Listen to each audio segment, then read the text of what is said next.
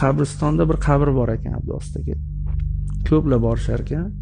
Haqiqiy qabr unda pastga tushib borasiz, haqiqiy anaqa bor, lahatga qo'yiladigan, keyin haqiqiy yotadigan joyi bor. Eshitganmisizlar?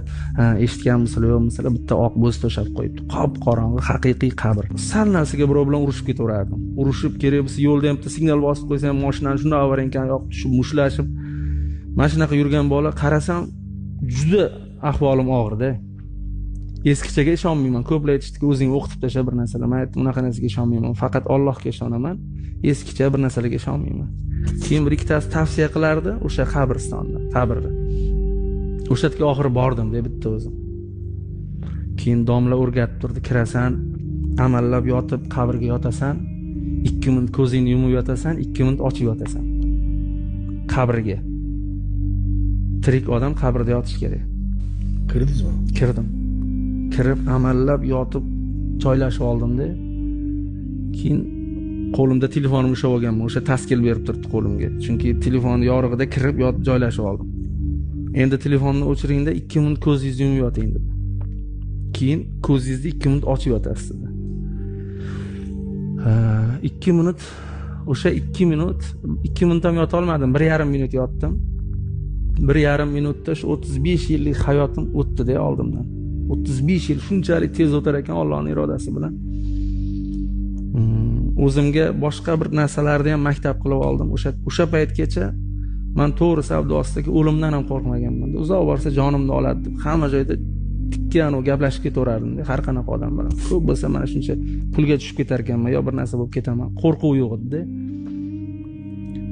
Shu 1,5 minut yotgandan keyin shundoq ko'zimni ochsam, qop qorong'i zimistonda. Hech kim yo'q. Qabrning ichi bu. Na boyagi akamsan, ukamsan, yaqinimsan deganlar bor, na boshqa bor, hech kim yo'q. Bitta o'zim yotibman. Butun badanim muzlab ketdi-da. Keyin ustimda bundan ushlab ko'rsam xo'l. To'g'risi siyib qo'ydim deb o'yladim. Shunaqa o'yladim. Kiyim xo'l-da, kiyim. Qo'rquvdan ha bu. Keyin 1,5-2 minut yotishim kerak. Ustimni ushlab ko'rsam xo'l.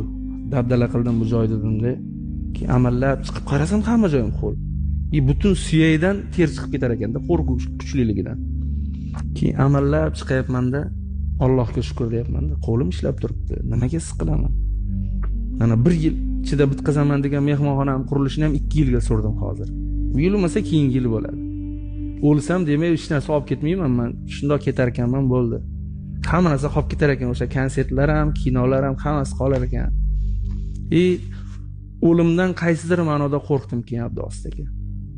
Sababi farzandlarim taqdiri, qizlarim, o'g'lim ertaga misol uchun realniy hayot bu ana tirikligingizda bo'laveradi.